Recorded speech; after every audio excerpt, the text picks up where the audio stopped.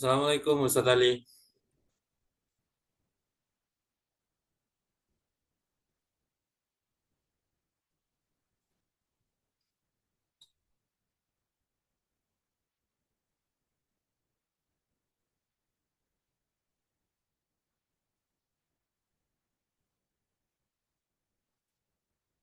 Assalamualaikum.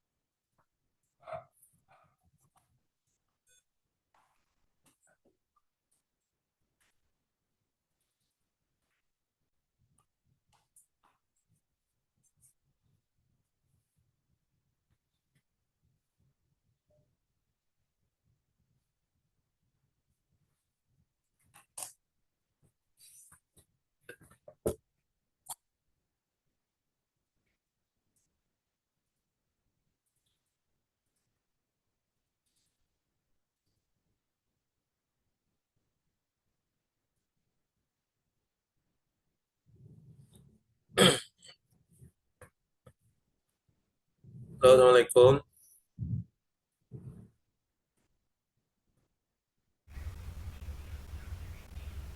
Waalaikumsalam warahmatullahi wabarakatuh.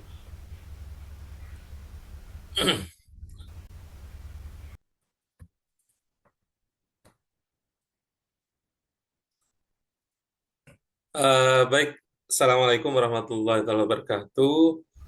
Alhamdulillahirrabbilalamin. Wassalatu wassalamu ala asrofil anbiya wal mursalin. Sayyidina Muhammadin wa ala alihi wa sahbihi ajma'in. Amma ba'du. Baik teman-teman mahasiswa pasca sarjana yang berbahagia. Pertama, saya ucapkan selamat menjalankan ibadah puasa. Kita sudah masuk yang ke-21 atau yang ke-22 bagi teman-teman yang dari Muhammadiyah. Artinya kita sudah masuk pada 10 terakhir atau 10 yang ketiga. Mudah-mudahan kita masih diberikan kekuatan, kelancaran untuk terus menjalankan ibadah puasa hingga nanti Hari Raya Idul Fitri. Jadi Amin. karena ini sudah mau mudik, saya ucapkan selamat Hari Raya terlebih dahulu ya. Ya karena mungkin pekan depan kita sudah sama-sama mudik ya. Saya rencana hari Minggu itu mudik. Awalnya rencananya lewat lewat Buleleng, nggak jadi, nggak ada info tiket dari Buleleng soalnya. Iya. Jadi harus ke Jangkar untuk tahun ini. Karena di Jangkar yang sudah dapat tiket. Baik teman-teman, saya langsung mulai saja perkuliahan karena mendadak saya juga habis ini ada undangan santunan anak yatim. Jadi memang waktunya memang kita harus saling berbagi karena ada banyak kegiatan di bulan Ramadan yang barangkali juga kita harus ambil momentum itu ya. Jadi sambil lalu teman-teman menjalankan ibadah puasa, saya juga akan menyampaikan sekilas materi kaitannya dengan analisis kebijakan dan evaluasi program pendidikan dalam hal ini sekarang karena saya belum berikan tugas kepada teman-teman biar saya yang menyampaikan. Tapi suara saya terdengar dengan baik nggih, Bapak, Ibu. Saya cek terlebih Nggih. dahulu. Jelas Pak, jelas. Jelas. Jelas nggih? Yes. Ini Jelas, sehat? jelas. Jelas nggih? Bu Lilis sedang Nggih. sambil masak atau gimana? Tidak, Pak. Nggih. Ustaz Baitullah sehat sama Ustaz Ali? Alhamdulillah. Nggak jadi lewat Buleleng, Ustaz. Nggak jadi Ustaz, nggak tahu nanti baliknya ini. Kalau baliknya jadi nanti saya kabari. Iya, kita tunggu kabarnya kok belum ada kabar dari Ustaz. Biasanya biasanya tanggal-tanggal ini sudah ada info tiket dari Buleleng. Kok sampai detik Iya. ini belum ada? Akhirnya saya putuskan saya Kemarin ada berangkat, Ustaz. gimana? Kemarin ada berangkat. Oh, tapi mungkin bukan ke pulau saya, Pak. Oh, Oh ya, ini ada Iya. teman ke sepanjang dia, Ustaz. Oh ya, sepanjang memang ada rutin dari sana. Kalau yang Oh saya iya, kan iya. biasanya tanggal 24 Ramadan, tapi saya nggak mau ambil risiko, ketimbang saya nggak pulang. Ya. Iya, iya, iya, Ustaz. Oke, Terima kasih. oke. Baik, saya akan coba menganalisis undang-undang pesantren. Ada yang masih ingat undang-undang pesantren itu diundangkan tahun berapa? Masih ada yang ingat? Tahun 2018. Kenapa kemudian saya akan mencoba menjelaskan hal tersebut? Karena kalau kemarin kita menjelaskan masalah pestel, kalau yang pertama itu adalah kaitannya dengan politik. Politik di sini tidak selalu dimaknai gontok-gontokan untuk meraih kekuasaan, bukan. Tetapi beberapa kebijakan kaitannya dengan dunia pendidikan kita, terutama pendidikan Islam, yang kemudian hal tersebut karena undang-undang itu atau hukum sifatnya hanya ada dua. Pertama mengatur, kedua memaksa. Gitu ya. Jadi kalau sudah diundangkan berarti otomatis selain mengatur juga memaksa. Artinya semua komponen, semua elemen itu kemudian juga harus mulai menerapkan ini. Baik itu berupa anjuran, aturan, kemudian larangan dan lain sebagainya. Nah, kaitannya dengan undang-undang pesantren yang coba saya analisis bahwa pertama, dengan adanya undang-undang pesantren, ini pertama adalah pengakuan lulusan.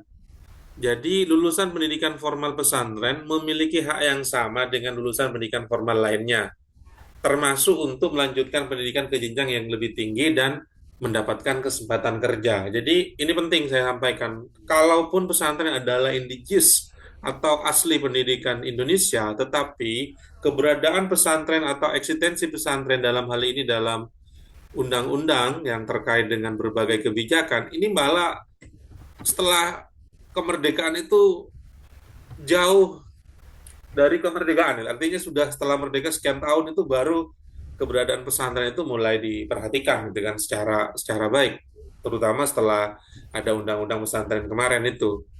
Jadi itu yang pertama. Kemudian yang kedua, masalah penjaminan mutu. Jadi penjaminan mutu inilah yang di awal-awal keberadaan undang-undang pesantren ini menjadi pro dan kontra. Kenapa? Karena mengatur sistem penjaminan mutu pendidikan pesantren yang dilakukan secara internal oleh Dewan Masai dan eksternal oleh Majelis Masai. Apa persoalan yang menjadi pro dan kontra? Karena ketika berkaitan dengan akreditasi, ini kan masalah penyetaraan. Artinya seluruh pesantren itu akan diberikan instrumen yang sama. Padahal kita ketahui pesantren kenapa sampai bisa bertahan hingga hari ini? Karena satu-satunya lembaga pendidikan yang tidak bisa diintervensi dari luar. Contoh, kalau kita mau merubah pola pendidikan di Indonesia, yang pendidikan formal yang selama ini kita tahu, kan cukup dari pusat kita ubah undang-undangnya, gitu kan. Ada sudah sekian perubahan undang-undang, gitu kan, yang barangkali Ustadz Ali sama Ustadz Baitullah ini dari CBSA sudah menjalani itu, gitu kan, atau kurikulum 94, kurikulum tahun 2000, 2004, 2006, mungkin Mas Sulaifi baru ingatnya di 2006 ini, kalau tidak 2013 kurang lebih kan itu. Kemudian ada kurikulum Merdeka kan itu kira-kira. Kemudian di masing-masing departemen misalnya di Kemenak, kemudian diperdalam lagi dengan kurikulum berbasis cinta, kemudian di bawah Dikdasmen itu ada deep learning gitu ya. Itu ya kira-kira. Jadi tinggal di Jakarta diketok semuanya berubah. Namun pesantren berbeda. Sehingga masalah penjaminan mutu ini, kenapa banyak pro kontra di awal? Karena dengan adanya instrumen yang diseragamkan, kekhasan pesantren itu kan dikhawatirkan kemudian hilang, gitu. Misalnya, boleh saja kamu hancurkan Sidogiri misalnya, tapi masih ada Sukerjo dengan ciri khasnya, ya kan? Bisa saja kamu mau menghancurkan Sidokerjo misalnya, tapi ada Nurul Jadid misalnya dengan ciri khasnya, atau di pesantrennya Ustadz Salih di Buleleng itu kan kira-kira kan demikian, atau di pesantrennya Mas Bolaifi di Lombok itu kan dengan ciri khasnya. Itulah yang kemudian ditakutkan oleh orang-orang pesantren dari undang-undang pesantren kaitannya dengan yang kedua tadi, kaitannya dengan penjaminan mutu. Nah, kemudian yang berikutnya, peran kiai dan santri itu juga mulai ditegaskan sebagai satu sentral, kiai sebagai pemimpin pengasuh, kemudian figur teladan di pesantren, sementara santri adalah peserta didik yang memiliki peran penting dalam pendalaman ilmu agama dan pengalaman nilai-nilai Islam. Hal ini juga sangat jelas dalam undang-undang pesantren ditegaskan bahwa pesantren itu bukan hanya lembaga pendidikan. Kemudian pesantren itu adalah lembaga dakwah dan berikutnya adalah lembaga pengembangan atau pemberdayaan masyarakat. Jadi betapa luasnya peran pesantren dan itu diakui oleh negara dengan undang-undang pesantren tadi. Yang selama ini barangkali masing-masing pesantren itu belum seragam itu ya. Ada yang hanya fokus kepada pendidikan, tetapi ada juga pesantren yang kadang pesantrennya itu lebih besar kiainya. Kenapa? Karena kiainya fokus di dakwah. Banyak kan kita tahu ada beberapa dai kondang misalnya atau beberapa penceramah yang kita justru tidak tahu dia pesantrennya mana gitu kan. Tetapi ada pesantren yang fokus pada pembenahan sistem pendidikan dan pemberdayaan, justru kita tidak tahu pengasuhnya gitu kan. Tapi pesantrennya itu bisa kita ketahui bahkan di lembaga pendidikannya itu akreditasinya bukan hanya akreditasi dari BAN PT, tetapi dari ISO misalnya, ISO 2000 21.000, ada yang dari 19.000 dan sekian itu, berarti di Nurul Jadid itu kan. Hampir banyak orang tidak tahu pengasuhnya siapa. Ya. Atau kalau sosok yang lebih besar kiainya itu misalnya di Wali Songo misalnya. Itu kan orang lebih mengenal Kiai Holil kan ketimbang Wali Songonya. Kira-kira kan demikian. Nah, Oke, dengan benar. keberadaan undang-undang pesantren tadi dipertegas bahwa wilayah atau pesantren itu fokus pada tiga hal tadi. Ada pendidikan, kemudian dakwah, dan juga pemberdayaan masyarakat. Pemberdayaan masyarakat inilah yang barangkali ada banyak orang abai melihat fungsi pesantren yang ketiga itu. Karena menganggap pesantren hanya fokus pada dua hal ini. Yang pemberdayaan itu seperti apa? Hampir banyak pesantren itu tidak hanya fokus pada ekonomi pesantren saja, tetapi masyarakat sekitar itu tetap dilibatkan, menyediakan makan untuk santri. Itu kan nilai ekonomi yang kaitannya dengan pemberdayaan masyarakat sekitar. Bagaimana misalnya ada pesantren kaya, tapi masyarakat sekitarnya itu lapar. Nih. Ini kan sama dengan masjid yang selalu mengumumkan nominal uangnya kan, yang kemudian masyarakat di sekitarnya atau jamaahnya malah lapar gitu. Itu kan yang isu-isu yang sedang menarik kaitannya dengan pemberdayaan. Apalagi sekarang bulan puasa ini momentum orang berzakat misalnya. Zakat itu kan sekarang malah trennya itu untuk memberdayakan kan itu kira-kira. Oke, untuk selanjutnya kaitannya dengan analisis yang berikutnya adalah dukungan pemerintah.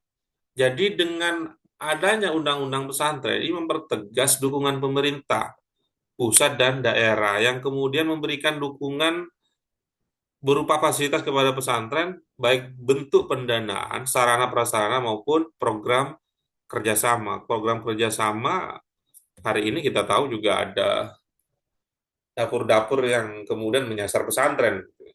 Itu juga tidak bisa luput dari bagaimana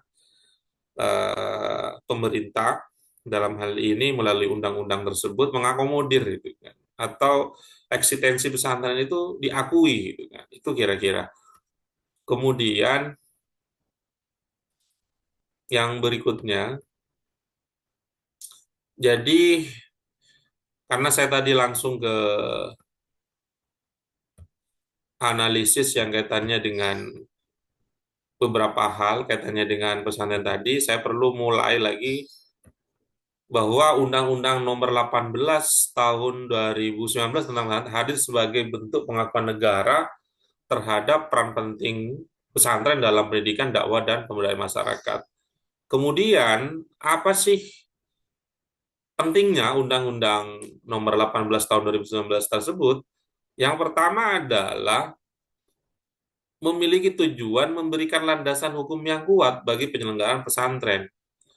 Itu yang pertama. Kemudian yang berikutnya adalah memberikan rekognisi atau afirmasi dengan fasilitas dan tradisi dan kekhasan pesantren. Jadi kekhawatiran-kekhawatiran yang ada tadi kaitannya dengan mutu, ini sebenarnya pada undang-undang tersebut itu juga tidak menghilangkan kekhasan pesantren. Itu tidak dihilangkan sehingga pada rekrutmen asesor pesantren itu juga disesuaikan dengan latar belakang pesantren yang ada.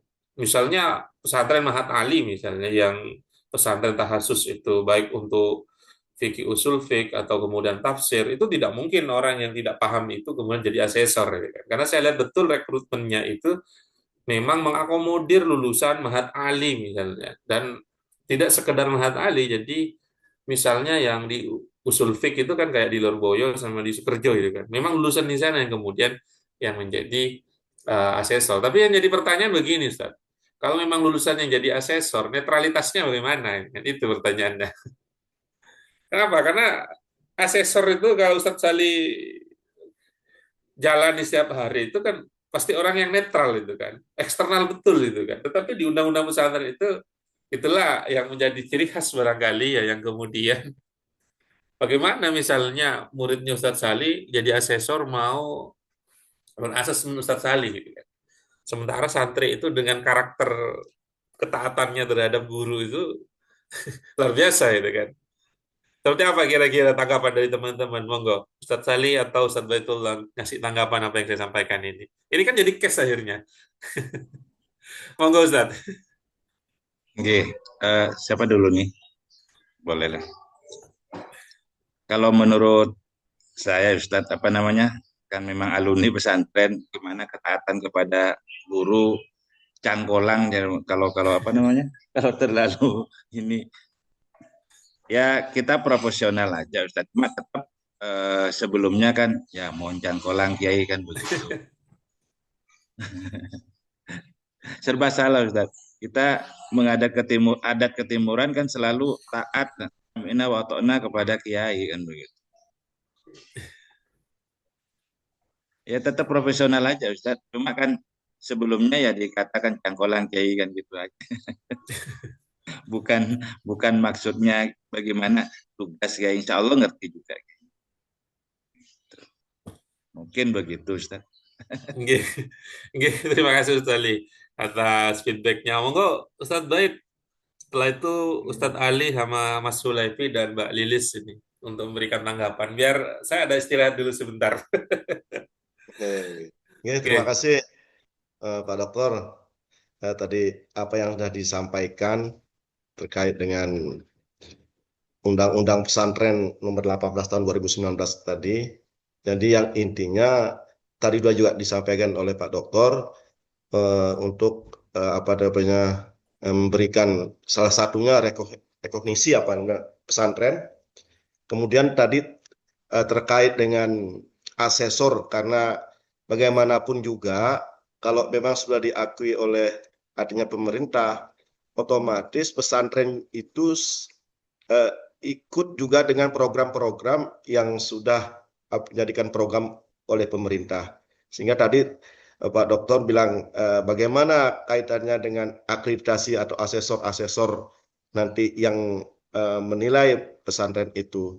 Nah, menurut kami Pak Dokter, jadi untuk asesor-asesor yang ke pondok pesantren itu tentunya satu mempunyai ilmu atau ya karena ilmu yang lebih dari apa namanya yang lebih artinya yang mumpuni terkait dengan pesantren tersebut tadi misalkan dengan Ma'had Ali. Jadi Ma'had Ali itu juga ada beberapa jurusan, ada yang fokus ke fikihnya, ada yang fokus ke apa namanya ke Al-Qur'annya dan sebagainya. Nah, untuk itu kami berpendapat, jadi asesor-asesor itu tetap juga dilibatkan untuk apa namanya memfasilitasi terkait dengan pondok pesantren tersebut. Itu Pak Dokter, terima kasih. Assalamualaikum warahmatullahi wabarakatuh.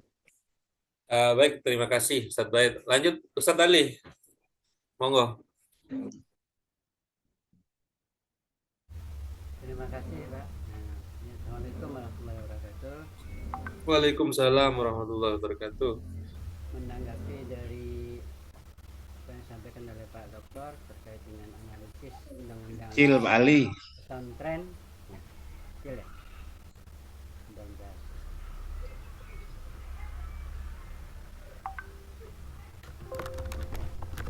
Menanggapi analisis Undang-Undang Pesantren Nomor 18 Tahun 2019 ini yang disampaikan oleh Pak dosen yang menjadi hal yang baru di Indonesia, sehingga ini merupakan angin segar dalam pesantren, di mana dengan adanya undang-undang ini pesantren itu pertama mendapat perhatian dari pemerintah, baik itu sarana prasarana maupun dana. Nah, kemudian juga program pemerintah, misalnya tadi MBG disebutkan tadi ya. Namun di dalam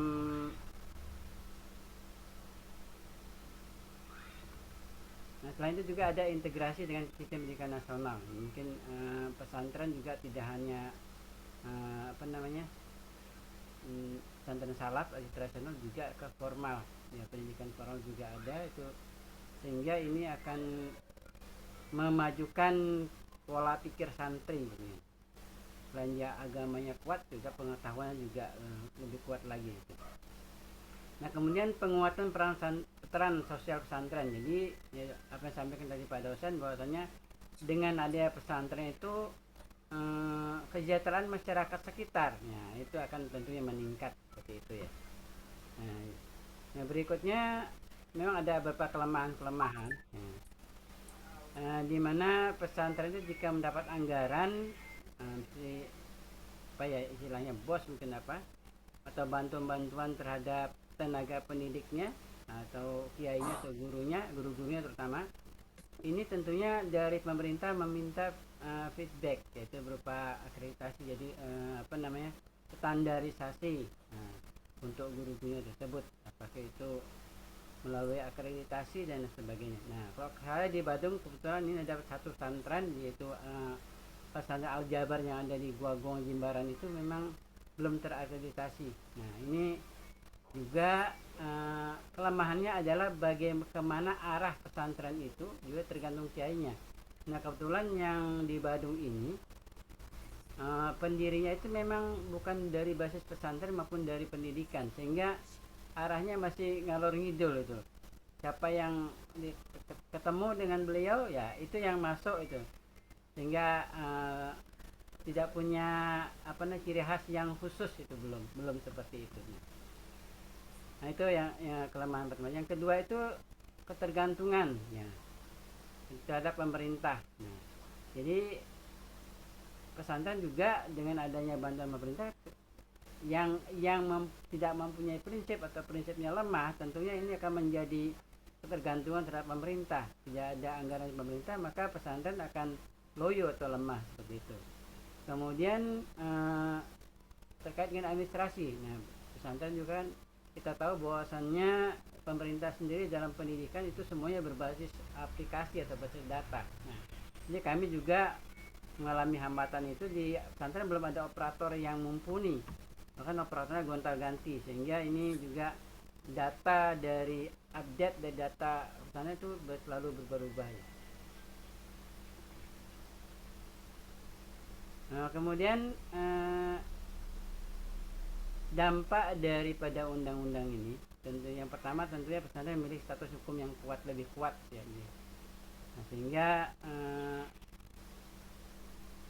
pesantren yang didirikan oleh masyarakat ataupun perorangan atau dari yayasan sosial, ini akan lebih kuat dari segi hukumnya.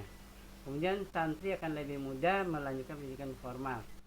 Nah, dengan demikian maka dengan ada pendidikan formal pada pesantren, baik itu di bawah naungan pendidikan nasional maupun Kementerian Agama, ini akan bersama-sama beriringan menjadikan santri itu orang-orang yang memang betul-betul santri-santri yang mumpuni itu. Yang ketiga, pesantren mendapatkan peluang bantuan dana dan program pemberdayaan ini, yaitu dampak undang-undang pesantren yang ada. Nah, apa yang disampaikan tadi oleh Pak dosen, bahwasanya dalam akreditasi tentunya memerlukan asesor-asesor yang netral. Nah, inilah juga apa yang disampaikan oleh Pak Bait tadi ya, Pak Bait, bahwasanya asesor itu tentunya harus mempunyai kenetralan. Jadi selain dia dari pesantren mana, nah tentunya asesor ini harus memiliki juga pendidikan formal yang mendalami administrasi daripada pesantren tersebut, sehingga instrumen indikator penjaminan mutu pada pesantren itu betul-betul bisa secara umum itu bisa diseragamkan, namun di dalam ciri khas masing-masing tentunya mempunyai kelebihan masing-masing. Mungkin itu Pak, terima kasih. Assalamualaikum warahmatullahi wabarakatuh. Waalaikumsalam warahmatullahi wabarakatuh. Ini cukup lengkap, bahkan ada beberapa case yang disampaikan kaitannya dengan pesantren di Badung ya. Sebenarnya kalau kita mau akui di Bali itu ada banyak juga pesantren yang izinnya pesantren, tetapi pada prakteknya itu tidak masuk pada apa yang diatur oleh PMA nomor 14 maupun oleh teorinya Zaman Sari Dovir itu ya, bahwa pesantren itu harus ada 5 komponen misalnya. Ada pertama kiai, ada santri, kemudian ada santri yang mukim, kemudian juga ada kegiatan keagamaan dan juga ada masjid itu.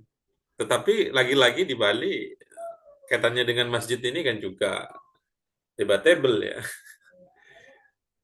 Fungsinya sudah masjid sebenarnya kan itu kira-kira. Jadi akan ada banyak hal, ada banyak case ketika bicara pesantren di Bali ya. Apalagi di Badung ini kayak Hijriah itu kan di Muding itu sebenarnya izinnya adalah pesantren. Kenapa saya tahu? Karena saya neliti pesantren di Bali waktu itu, datanya saya miliki, disertasi saya kan kaitannya dengan pesantren, Pak. Jadi Akhirnya saya tahu gitu kan, termasuk Al-Ma'ruf. Al-Ma'ruf yang membawahi kita ini izinnya pesantren. Tetapi ya pada prakteknya enggak. Gitu kan. Itu yang terjadi. Nah, katanya dengan apa yang disampaikan beliau, ini kan kadang pesantren itu belum siap pada tahapan administrasi. Itu. Kalau kemudian tiba-tiba akan diakreditasi misalnya, ini kan juga akan jadi pro kontra di situ. Karena selama ini pesantren itu kan kebanyakan sentral. Sedikit sekali pesantren yang kemudian menggunakan manajemen manajemen modern misalnya, semua hal didelegasikan ya, atau dilakukan pembagian tugas. Tetapi kan ada banyak pesantren yang kita harus akui juga bahwa tetap sentralnya di Kiai. Itu apa kata Kiai? Bahkan saya pernah pernah berdiskusi dengan kawan di waktu S3 itu ada satu pesantren ketika mau memutuskan segala hal itu kiainya yang kemudian akan melakukan istihara misalnya. Jadi semua keputusan itu ada di kiai. Apapun hasil istiharanya, bahkan ada pemilihan misalnya semua orang sudah milih sosok tersebut, tapi kata kiainya hasil istiharanya itu kurang bagus, maka itu harus diganti. Nah, tetapi kalau kemudian kembali pada ilmu manajemen itu kan, kaitannya dengan kepemimpinan, jangan-jangan ini bukan bagian dari benar-benar melakukan istihoroh, tetapi memang sebagai bentuk kontrol itu ya. Bahwa semua keputusan itu tidak boleh lepas dari kontrol kiai. Sentralistik lah, kira-kira kan demikian. Itulah yang kadang menyebabkan yang lain itu eh, kemudian tidak bisa melakukan satu inovasi atau kemudian gebrakan tertentu. Karena ini juga kalau dari sisi teori kepemimpinan, kalau kita baca teorinya Herse Blanchard, Herse Blanchard itu kan melihat ada 4 tipologi kepemimpinan. Ini kadang cocok dengan pesantren. Tipe yang pertama, ini banyak terjadi di pesantren. Kepemimpinan yang direktif, yang mengarahkan. Jadi segala hal itu apa kata pimpinan. Gitu. Pokoknya Ustadz Salim mau ke barat, itu harus ke barat. Itu. Apa kata pimpinan? Tidak boleh ke timur. Itu direktif. Gitu. Makanya muncul tadi bahasanya beliau, Sami'na wa ata'na itu. Kenapa? Karena direktif tadi. Jangan-jangan masuk pada teori yang pertama itu. Itu yang pertama. Kemudian yang kedua, ini ada tipe yang coaching, melatih. Jadi melatih, tidak gampang hanya mengarahkan, ya, tetapi kemudian diberi kesempatan untuk mengupgrade diri, gitu kan, untuk bertumbuh, gitu. Itulah kira-kira bahasa anak sekarang itu kan bertumbuh, gitu. Kemudian yang berikutnya ada pemimpin yang supporting, jadi mensupport itu apa yang ya ini betul apa yang Ustadz Ali tadi kelemahan pada sisi operator dan lain sebagainya itu kan memang tidak ada support terkadang. Jadi menganggap itu kerjaan yang ya sekedar saja kerjaan anggap 6 bulanan atau yang tidak perlu kemudian dipersiapkan secara secara baik itu kondisi yang kemudian butuh pemimpin yang supporting tadi. Nah, yang paling diharapkan itu kemudian adalah tipe yang keempat, yang delegating. Kalau delegating itu dia sudah punya keyakinan bahwa orang yang didelegasikan itu memiliki kemampuan yang sama lah. Setidaknya kalaupun beda 11-12 lah, artinya dia sudah mulai pasrah itu. Misalnya Ustadz Hulaifi sudah diberikan kesempatan untuk mengganti peran-peran kiai di luar misalnya. Jadi tidak perlu kiainya yang selalu turun itu kan. Itu. Oke. Kemudian saya pengen komentarnya dari Mas Hulaifi dan dilanjutkan Mbak Lilis ya. Sebelum nanti saya mungkin 7 menit lagi saya izin mengawali lebih mengakhiri lebih awal ya karena ada undangan ini santunan anak yatim ini, di MWCNU. Oke. Sama Ustadz, sama di sini juga ada bukber. Pergunungnya ke rumah semua. Ada Oh, santunan. enggak, ini sejak santunan ini. Enggak, monggo. Oke. Tapi belum datang tim dari Buleleng Ustadz. Oh, enggak. Yang dari Buleleng paling Pak Sahlan, nggih. Oh, enggak, mesti. Kapan hari beliau saya undang ke rumah, Ustaz. Oh, enggak. Nggih, ngisi ngisi di RA Rintisan itu masalah akreditasi. Oh Saya bener, undang. dia kan Nggih. ban beliau. Nggih. Kapan-kapan Ustadz Ali, Ustadz Salim, Pak Bait ini. Kalau Mas Hulaifi kan nggak usah diundang, udah deket ini harusnya datang kan itu kira-kira. Nggih. Monggo, Mas Hulaifi. Bismillahirrahmanirrahim. Assalamualaikum warahmatullahi wabarakatuh. Waalaikumsalam warahmatullahi wabarakatuh. Eh, Mohon maaf sebelumnya tadi telat masuk Pak karena di sekolah ada buka bersama dengan Pak Haris ini sama Nggih. mengawali anak-anak. Jadi terkait evaluasi yang sedikit saya simak tadi, yakni evaluasi program pendidikan. Memang yang kita alami di kebanyakan pondok pesantren yakni masalah manajemen, ya. Masalah manajemen yang tadi Pak Sudarsono bilang kebanyakan kita sentralisasi. Tapi kadang ada beberapa pondok pesantren yang memakai tadi yakni delegasi tersebut. Jadi eh, kiai tugasnya hanya mengkomandoi dan mengevaluasi. Eh, dan hal tersebut yakni dalam eh, kacamata yang terjadi saat ini, gitu. Karena pondok pesantren kan saat ini eh, sering disorot, lengah dikit viral gitu istilahnya. Jadi mungkin yang kita perlu tekankan yakni masalah delegasi tadi, kita berikan kesempatan untuk eh, santri kita yang lain yang sudah yang sudah hampir boyong atau yang sudah saatnya untuk berkarya, kita berikan kesempatan untuk berkarya atau untuk mengembangkan diri. Seperti di beberapa pondok pesantren, kadang ada beberapa tugas yang langsung dimandatkan ke pihak santri yang sudah santri senior lah untuk mengurus kegiatan atau apa namanya sistem pendidikan yang ada di pesantren.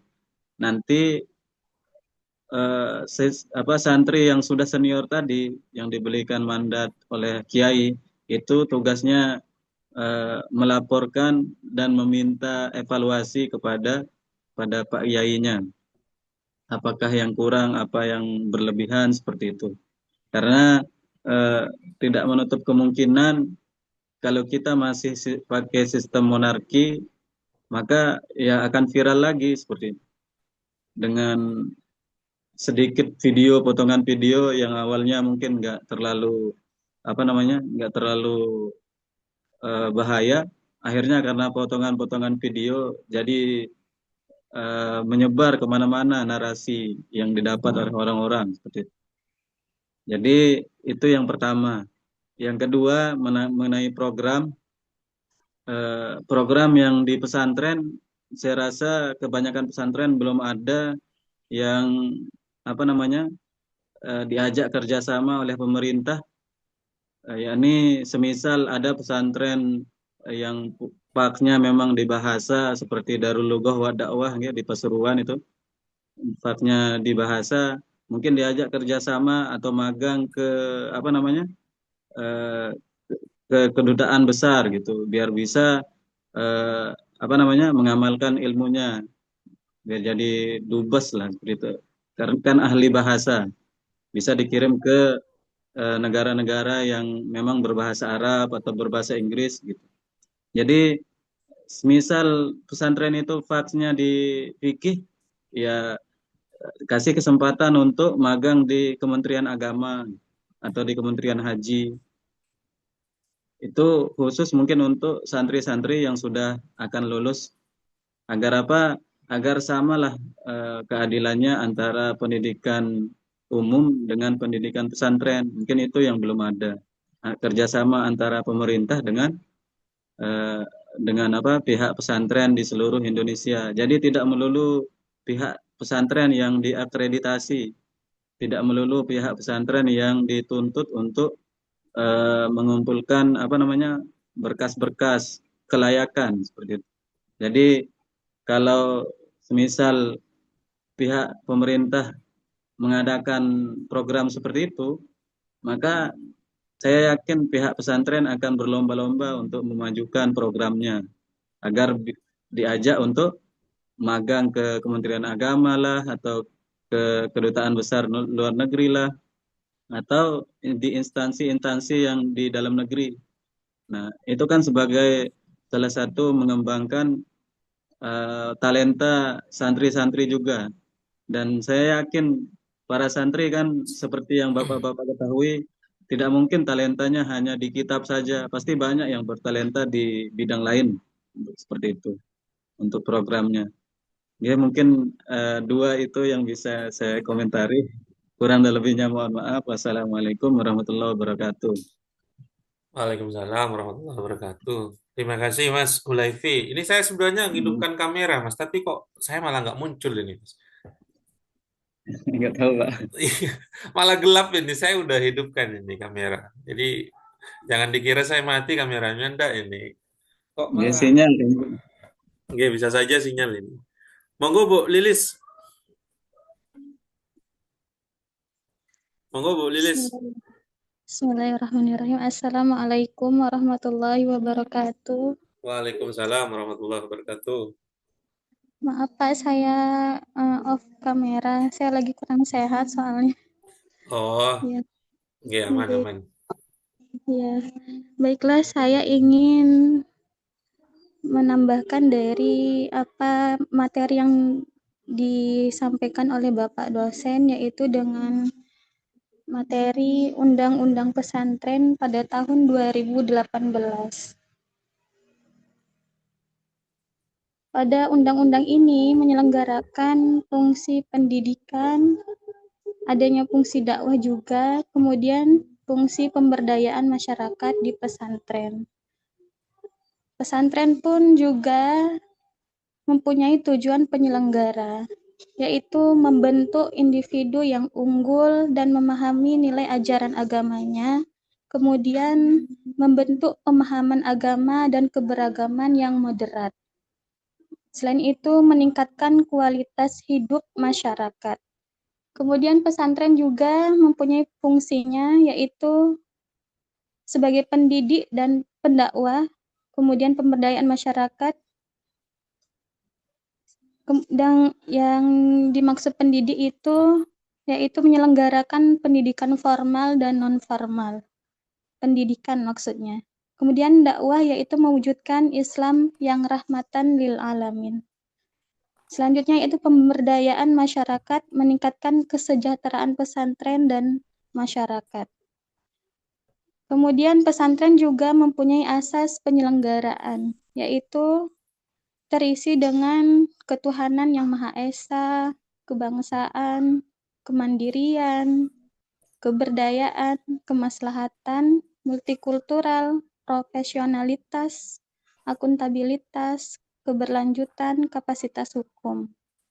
Maka dari itu, penyelenggaraan pendidikan pesantren ini harus memenuhi tanggung jawab.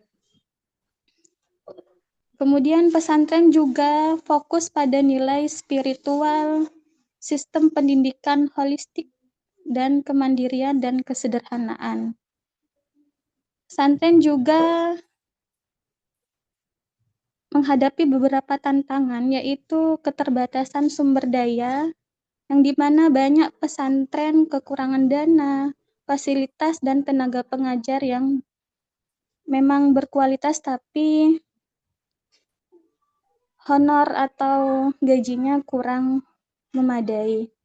Kemudian pesantren juga memiliki kurikulum yang kurang update, ada juga. Lalu keterlibatan dalam teknologi juga.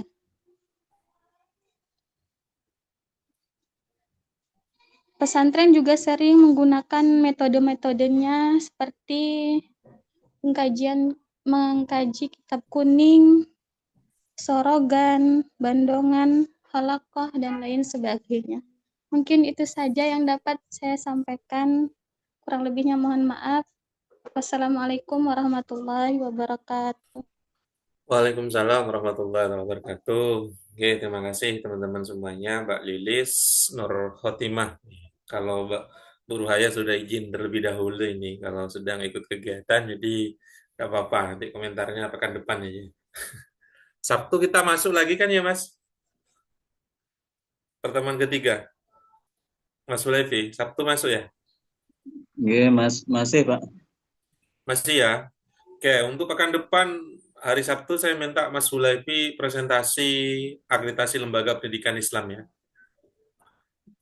Nggih, insyaallah. Oke, jadi dipersiapkan di teman-teman yang lain biar juga mempersiapkan materinya. Jadi saya mohon izin, ini sebenarnya masih kurang 15 menit, saya izin karena pas ini jalannya juga 15 menit ke lokasi ini. Jadi mohon izin Ustaz, ada acara MWCNU, mendadak saya juga dihubungi barusan ini. Jadi mohon izin Pak Ali, Pak Baitullah, Mas Sulaifi, Bu Lilis, sama Bu Ruhaya, saya mendahului. Monggo bisa dilanjut oleh Ya, teman-teman, masih ada waktu 15 menit untuk mendiskusi kaitannya dengan undang-undang pesantren tadi. Karena tadi dari Mbak Lilis itu juga ada banyak hal tambahan yang barangkali juga bisa teman-teman diskusikan, termasuk yang Mas Hulaifi yang kemudian lumayan ini ya memberikan feedback kepada saya bahwa dapat ada pesantren juga yang kemudian sudah fokus pada yang keempat, jadi tidak sentral lagi gitu kan, yang delegasi tadi gitu kan.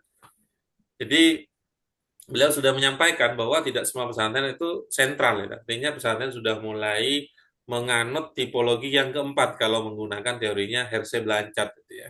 Kaitannya dengan teori kepemimpinan. Baik, itu yang dapat saya antarkan ke teman-teman. Monggo teman-teman bisa langsung diskusi. Masih ada waktu 15 menit. Monggo dipandu oleh Mas Sulaipi. Dari saya kurang lebihnya mohon maaf. Wallahul muwaffiq ila aqwamit thoriq. Wassalamualaikum warahmatullahi wabarakatuh. Waalaikumsalam warahmatullahi wabarakatuh. Izin live nggih. Ini langsung berangkat ini. Nggih, Nggih. nggih Pak. Oke, Hmm. di anu dulu Pak Sulevi, di apa? Screenshot dulu. Nggih, sudah. Tugasnya apa itu? Apa tadi Pak presentasinya saya tuh? Akreditasi apa? Pesantren. Nggih, nggih, insyaallah, insyaallah. Batur. Luar biasa. Selamat jadi selamat jadi ketua apa? Ya, lupa kemarin ya, ketua. Pergunu. Iya. Selamat jadi Foto ketua dulu. Pergunu Saya Batur. mau live nih. Ya, saya mau live karena kan kamu sudah banyak pada datang. Kita screenshot dulu. Ya, screenshot dulu. Tamu sudah pada datang. Screenshot dulu. Ada buka bersama Pergunu juga Pak Bet. Oh iya. Siap. Taruh dulu, belum bisa screenshot. 1, 2.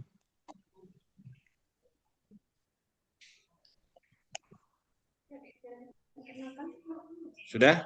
Ya. Belum Pak, belum. Pakai HP soalnya ini Pak. 1, Siapa 2, yang pakai 3. laptop monggo? Sudah Pak, sudah. Ya, alhamdulillah. Ya. Saya live dulu ya. Nggih. Ya. Nggih, Sudah selamat tamu. Pak Baik ya atas jabatannya, semoga amanah, Assalamualaikum. semoga lancar. Assalamualaikum. Waalaikumsalam warahmatullahi wabarakatuh. Enggak ada. Pak Ulaipi. Nggih, ada anu Pak itu apa namanya? Roah-roah gacuan lah gitu. Ayo Selamatkan. sikat. Duh, jauh sekali Pak. Tugasnya gimana tuh Pak Ulaipi? Pak Dokter. Berarti saya yang presentasi Sabtu depan gitu Pak. Oh gitu. Akreditasi pesantren. Saya aja bingung ini apa materinya. Saya telat masuk juga tadi.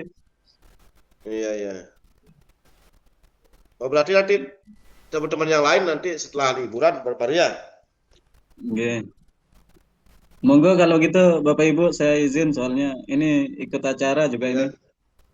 Sama ya dah monggo. Acara di sekolah. Buka bersama dengan keluarga ini juga. Oke, Assalamualaikum warahmatullahi wabarakatuh. Sehat semua. Ya, izin lihat juga ya. Assalamualaikum.